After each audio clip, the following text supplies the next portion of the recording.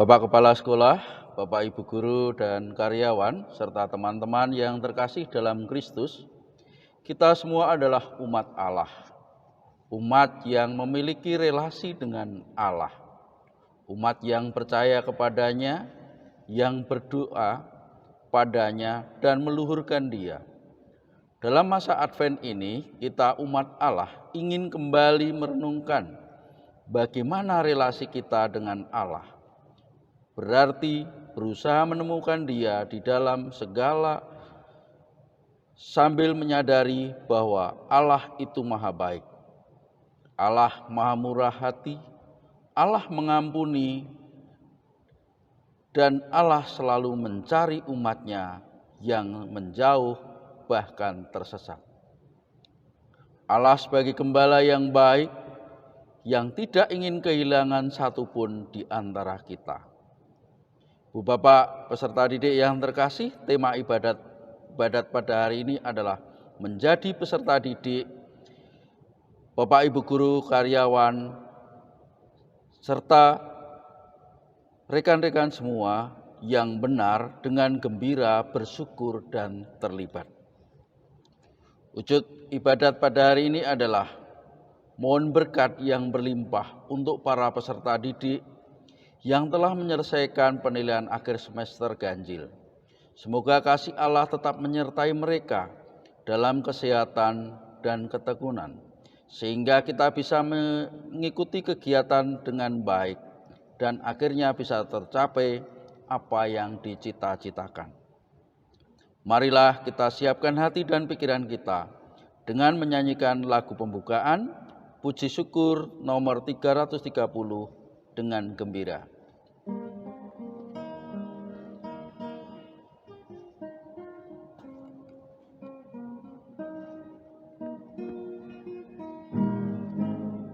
Dengan gembira bersama melangkah, kita semua menghadap Tuhan.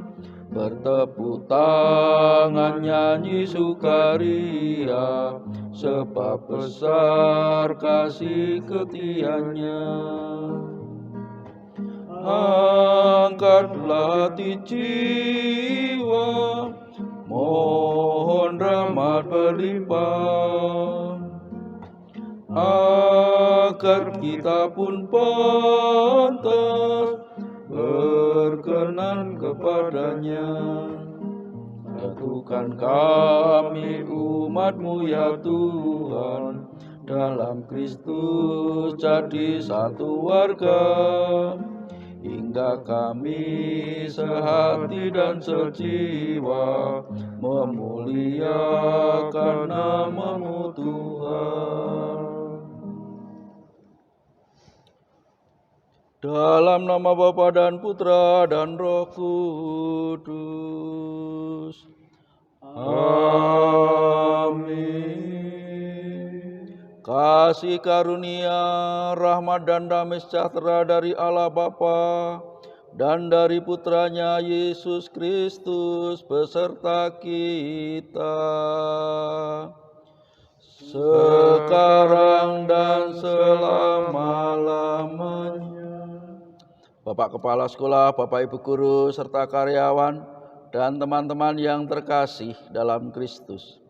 Ibadat yang akan kita rayakan hari ini mengajak kita untuk melihat kemurahan hati Bapa yang peduli dengan umatnya, sehingga rela memberikan putranya bagi kita. Marilah kita datang kepada hati terkudus Tuhan Yesus Kristus, yang selalu membuka dirinya pada setiap kelemahan, keletihan, dan harapan kita. Saudara-saudara yang terkasih di dalam Tuhan Yesus Kristus, Yesus mengajarkan kepada kita untuk senantiasa menyadari kehadiran Tuhan yang selalu menyapa kita. Namun terkadang kita masa bodoh dan tidak peduli akan kehadirannya. Oleh karenanya, sebelum melanjutkan perayaan ibadat ini, kita akan memeriksa batin kita dan memohon ampun kepada Allah atas dosa-dosa kita. Marilah kita hening sejenak untuk memeriksa batin kita.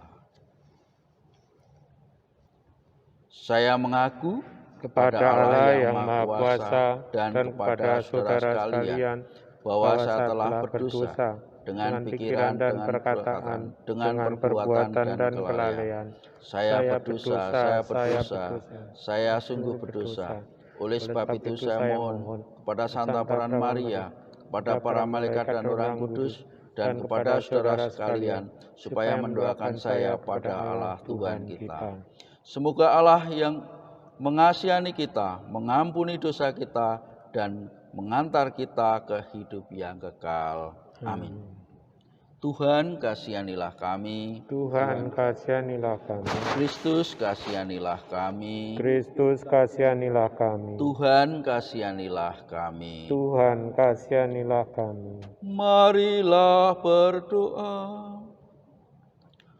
Allah Bapa yang Maha Kuasa, kami bersyukur kepadamu atas segala rahmat yang boleh kami terima selama ini.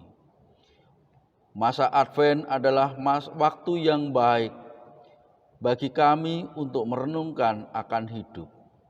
Hidup yang Kau selamatkan dari keterpurukan dosa. Walaupun kami sering kurang memberi perhatian dan akan kehadiran-Mu di tengah-tengah hidup kami. Engkau tetap setia menjaga, melindungi, memberkati kami dengan segala yang kami butuhkan. Saat ini kami membuka hati dan budi untuk merasakan kehadiran-Mu. Dengan mendengarkan suara-Mu, hadirlah di sini dan bersuaralah kepada kami. Doa ini kami aturkan kepadamu dengan pengantaran Yesus Kristus Putra-Mu, Tuhan dan pengantar kami, yang bersama dengan persekutuan Roh Kudus, hidup dan berkuasa, kini dan sepanjang segala masa. Amin.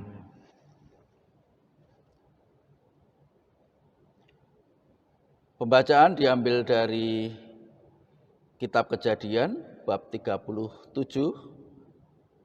ayat 3 sampai dengan 4, dilanjutkan 12 sampai dengan 13a, 17b sampai dengan 28. Israel lebih mengasihi Yusuf dari semua anaknya yang lain, sebab Yusuf itulah anak yang lahir pada masa tuanya. Dan ia menyuruh membuat jubah yang maha indah bagi dia. Setelah dilihat oleh saudara-saudaranya bahwa ayahnya lebih mengasihi Yusuf dari semua saudara-saudaranya, maka bencilah mereka itu kepadanya dan tidak mau menyapanya dengan ramah.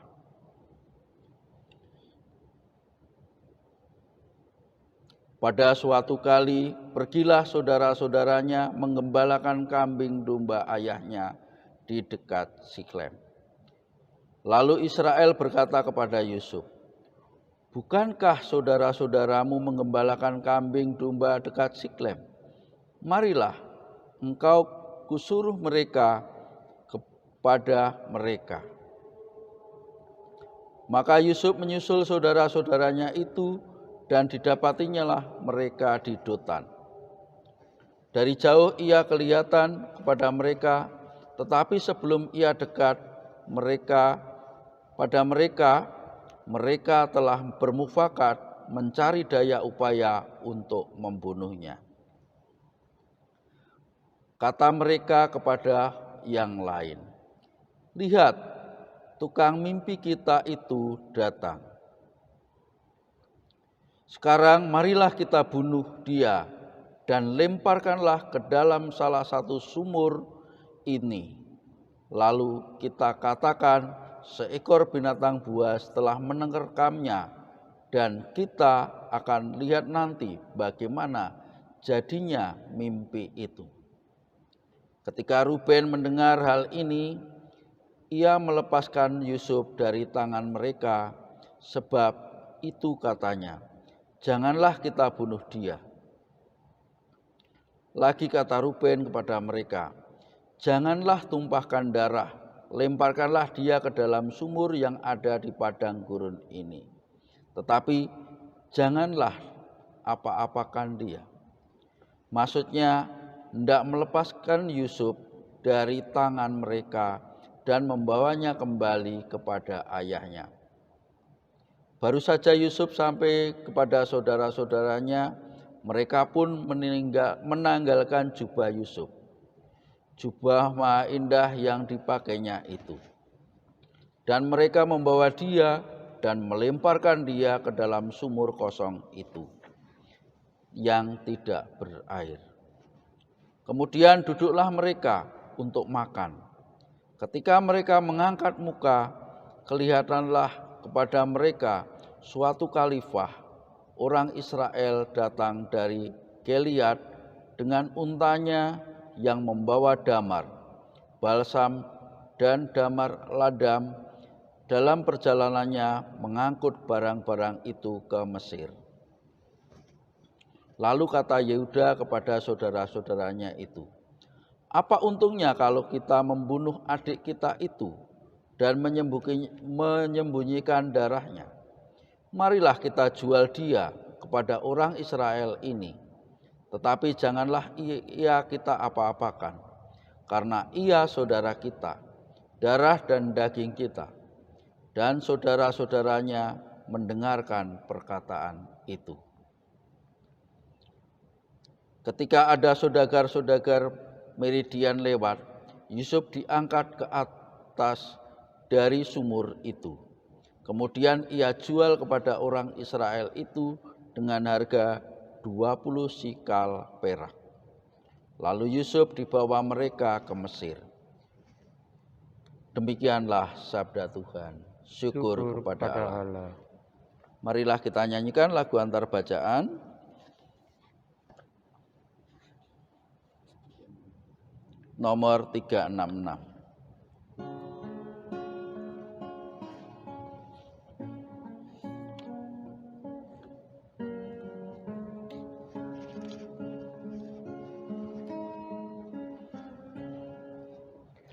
Firman Allah yang tersurat dalam kitab mulia disampaikan pada umat agar hidup imannya.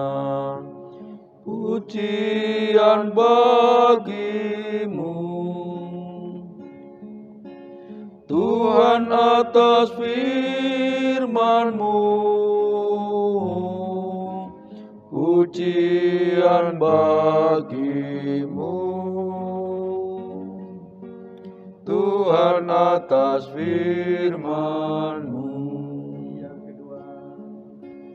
Firman-Mu tertabur luas di kelal manusia, namun acap tak berbuah, tak terawat dan lenyap. Sirari ya Allah, hati kami umat-Mu. Sirari ya Allah, hati kami umat-Mu.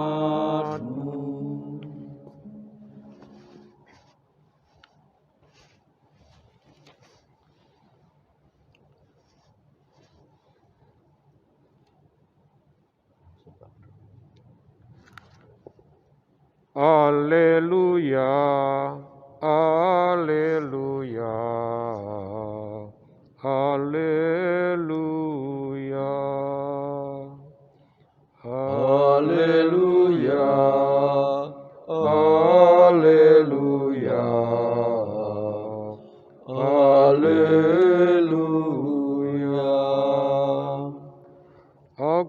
telah memilih kamu dari dunia, supaya kamu pergi dan menghasilkan buah, dan buahmu tetap sabda Tuhan.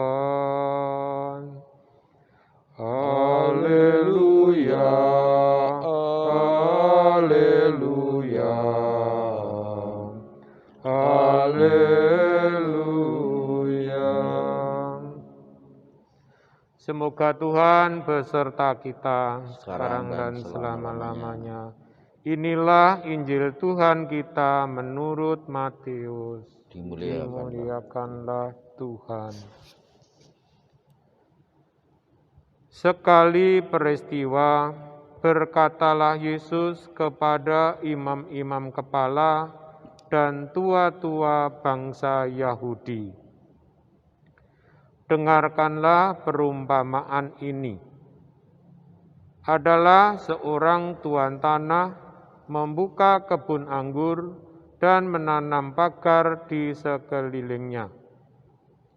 Ia menggali lubang tempat memeras anggur dan mendirikan menara jaga di dalam kebun itu. Kemudian ia menyewakan kebun itu kepada penggarap-penggarap, lalu pergi ke negeri lain. Ketika hampir tiba musim petik, ia menyuruh hamba-hambanya kepada penggarap-penggarap itu untuk menerima hasil yang menjadi bagiannya. Tetapi para penggarap menangkap hamba-hamba itu, yang seorang mereka pukuli, yang lain mereka bunuh, dan yang lain lagi mereka lempari dengan batu. Kemudian Tuhan itu menyuruh pula hamba-hamba yang lain lebih banyak daripada yang pertama. Tetapi mereka pun diperlakukan sama seperti kawan-kawan mereka. Akhirnya Tuhan itu menyuruh anaknya kepada mereka. Pikirnya, anakku pasti mereka segani. Tetapi ketika para penggarap melihat anak itu, mereka berkata seorang kepada yang lain, "Ia adalah ahli waris. Mari kita bunuh dia, supaya warisannya menjadi milik kita." Maka mereka menangkap dia dan melemparnya keluar kebun anggur itu, lalu membunuhnya. Maka apabila tuan kebun anggur itu datang, apakah yang akan dilakukannya dengan penggarap-penggarap itu?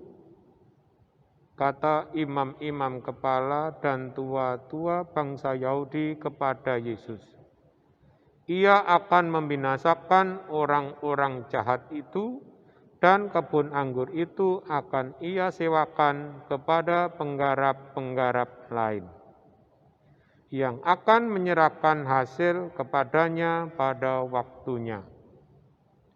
Kata Yesus kepada mereka, "Belum pernah kamu baca dalam kitab suci, batu yang dibuang oleh tukang-tukang bangunan telah menjadi batu penjuru. Hal itu terjadi dari pihak Tuhan, supaya perbuatan ajaib di mata kita. Sebab itu aku berkata kepadamu, kerajaan Allah akan diambil daripadamu dan akan diberikan kepada suatu bangsa yang akan menghasilkan buah kerajaan itu."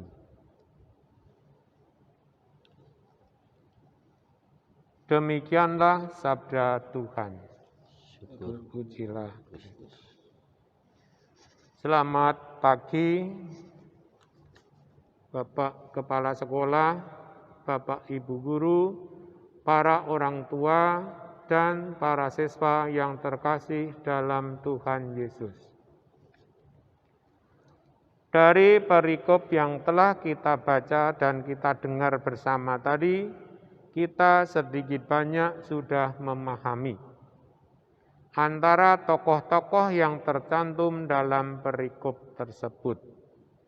Intinya, di mana penggarap-penggarap ingin menguasai yang bukan menjadi miliknya.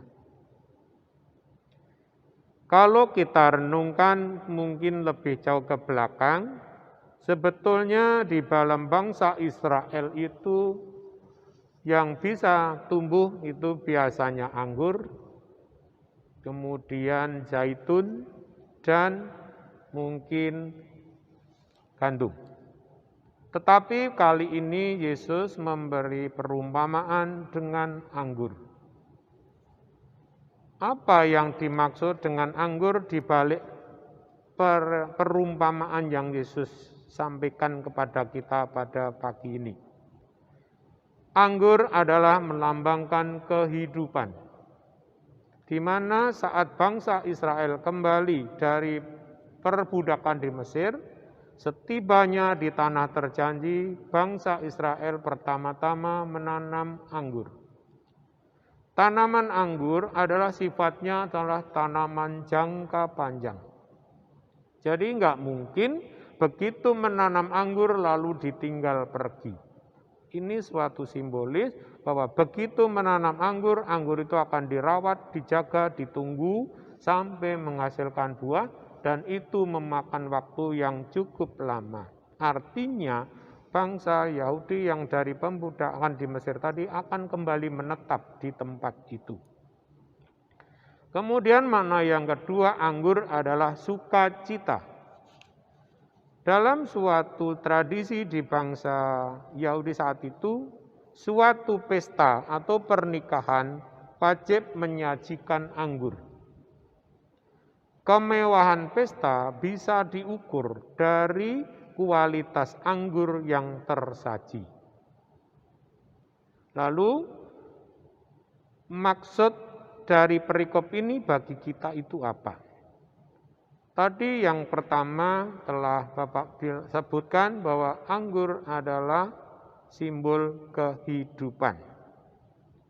Hidup kita adalah titipan dari Tuhan.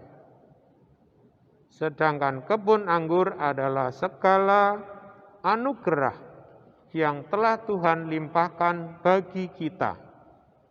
Bisa kasih, bisa sukacita, bisa mungkin talenta-talenta yang masing-masing diri kita miliki. Ini semua adalah anugerah yang Tuhan berikan untuk kita.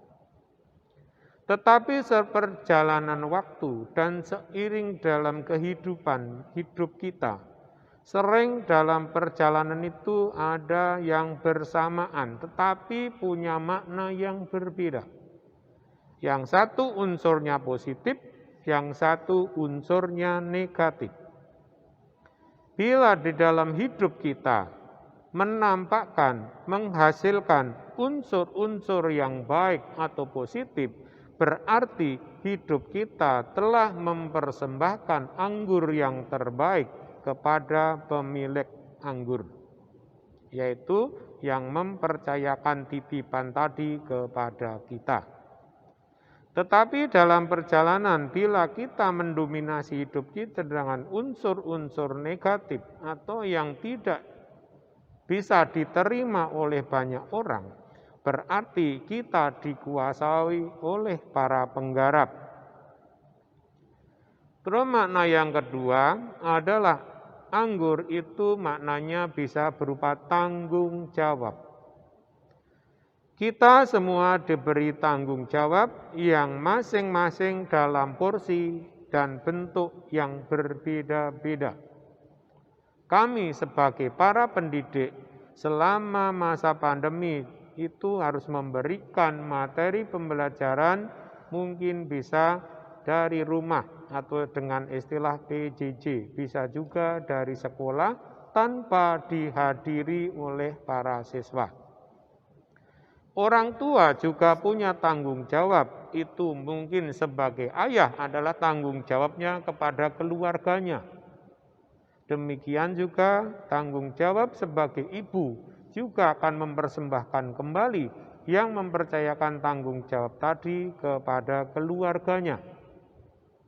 Kemudian anak-anak juga dikasih tanggung jawab, yaitu kepada guru yang memberi kepercayaan tentang materi pelajaran dan juga kepada orang tua yang selama ini telah mendidik dan membesarkannya. Apabila dalam tanggung jawab tadi kita bisa mempersembahkan anggur yang menjadi hak dari pemilik anggur, berarti kita sudah menjalani atau melaksanakan mandat atau kepercayaan yang diberikan kepada kita kepada yang mempercayakan tanggung jawab tadi. Tetapi apabila dalam melaksanakan tanggung jawab tadi, khususnya para siswa lebih mendominasi sifat ego, mementingkan diri sendiri, artinya kalian dikuasai oleh para penggarap-penggarap tadi. Dalam situasi sulit seperti sekarang ini, di mana kalian tidak bisa bertatap muka, berjumpa. Kalau bertatap muka mungkin bisa, karena lewat virtual. Tetapi berjumpa secara face to face, di dalam ruangan yang sama, untuk sama-sama melaksanakan KBM, sampai sekarang belum tercapai. Tetapi di sini uniknya dan kuasa Tuhan yang bekerja untuk kita semua. Para Bapak Ibu guru berusaha dengan segala cara yang dia bisa agar materi yang disampaikan bisa diterima anak-anak meskipun berbeda ruang, waktu, dan tempat. Demikian juga para siswa akan membalas segala tanggung jawab yang diberikan oleh para guru dengan mengerjakan perintah yang diberikan dan memberikan hasil, mengirim kembali lewat Google Classroom. Dan apabila ini terjadi, tanggung jawab dari masing-masing tadi sama. Guru punya tanggung jawab, siswa punya tanggung jawab, orang tua punya tanggung jawab. Meskipun fungsinya di sini berbeda-beda, tetapi sebetulnya tujuannya sama, yaitu et maorem Dei gloriam, yaitu demi kemuliaan Tuhan sendiri. Jadi kalau para siswa sudah menjalankan tanggung jawab seperti yang dipercayakan oleh para guru dan orang tua dengan memberikan hasil yang terbaik, berarti kalian telah mempersembahkan anggur yang terbaik. Tadi dalam awal Bapak ceritakan tadi, anggur itu juga bermakna sukacita. Sebentar lagi kalian akan menerima hasil perjuangan kalian selama 1 semester.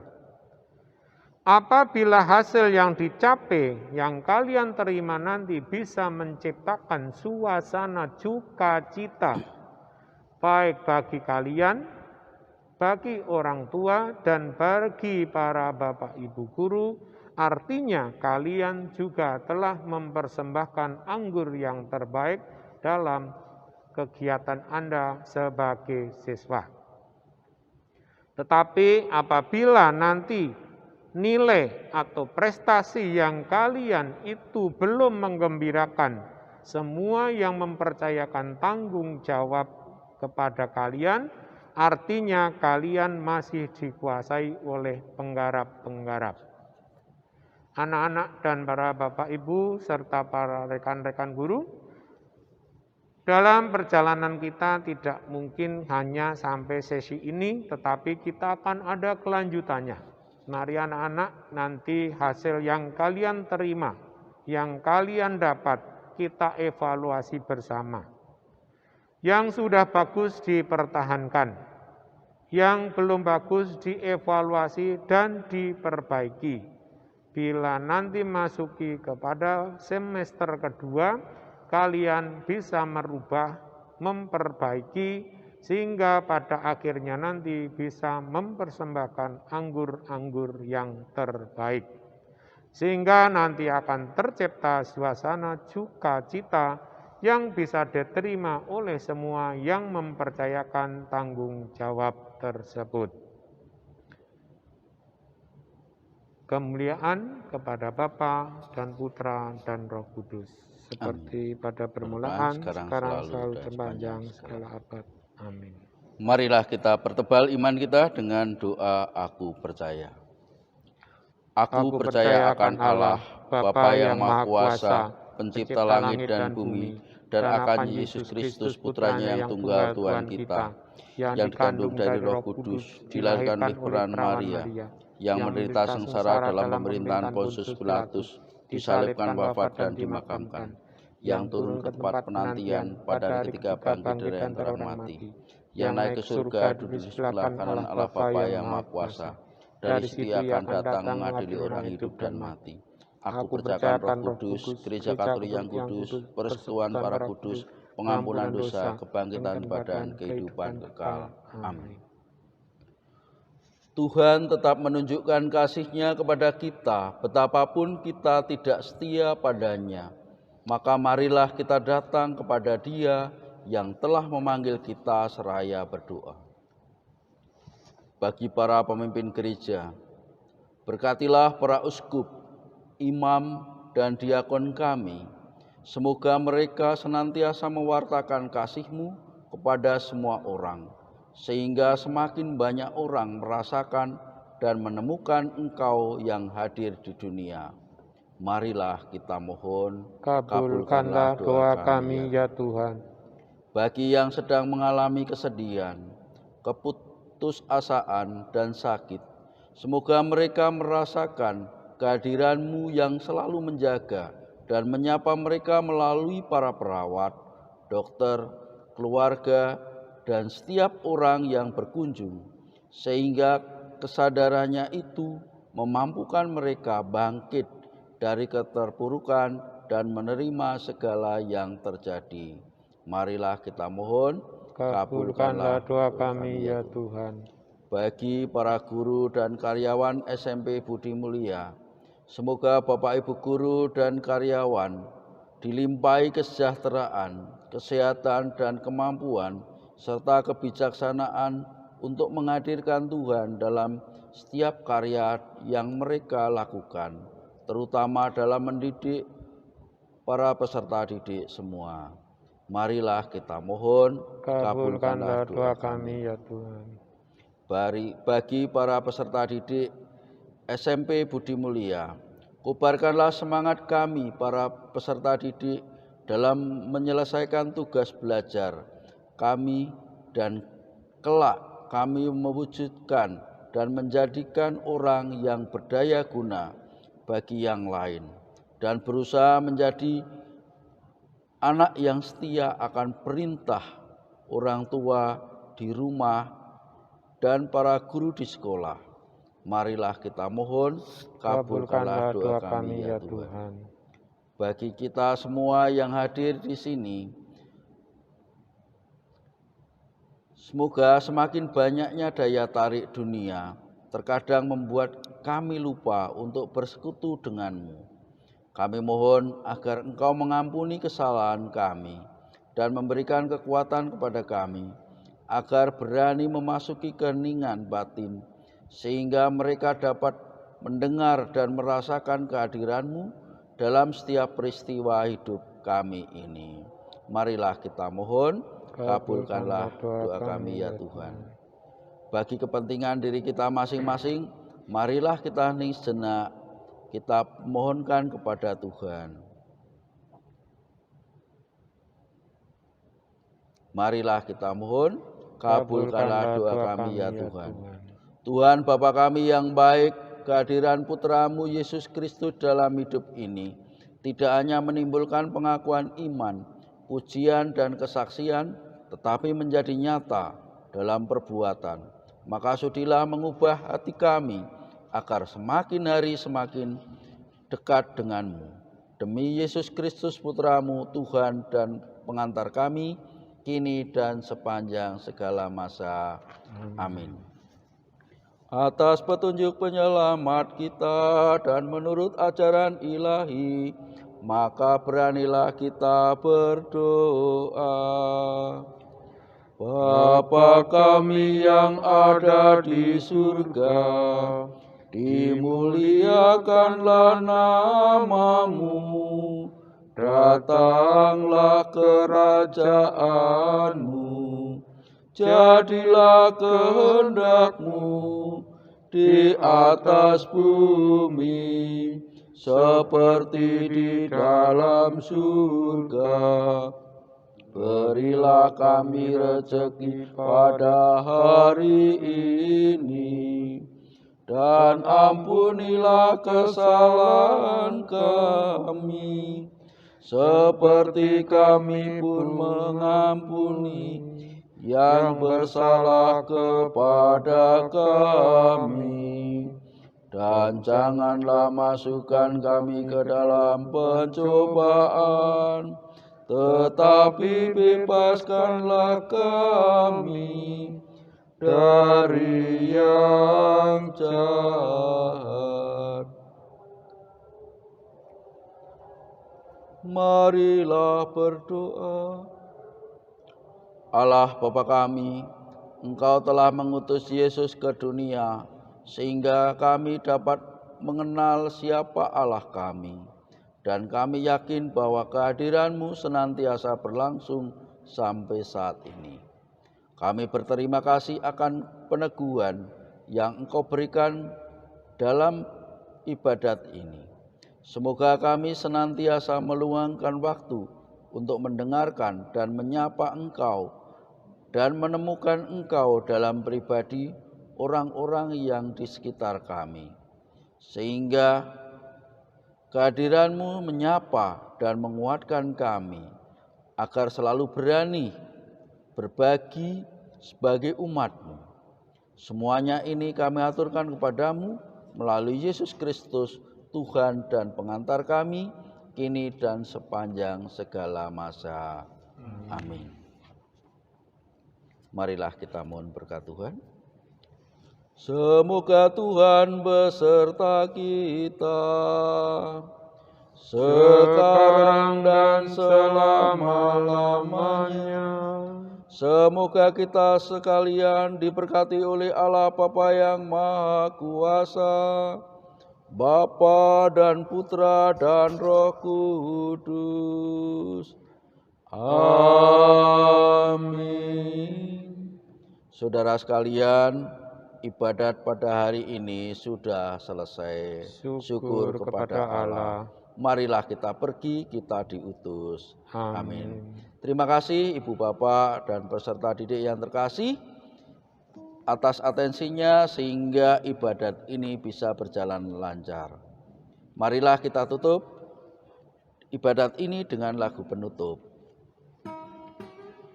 Putri Sion nomor 448. Putri Sion, nyanyilah, soraklah Yerusalem,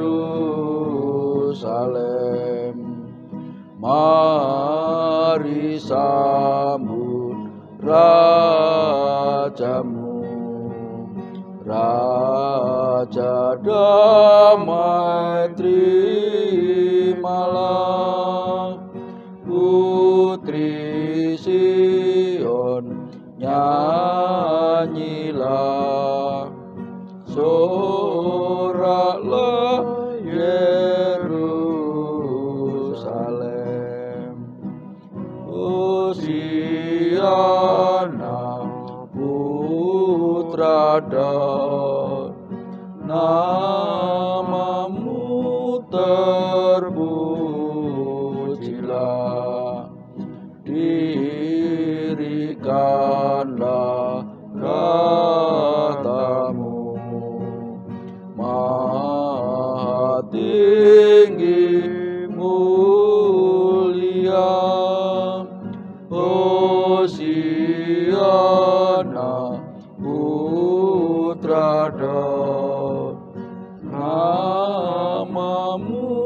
terpuji.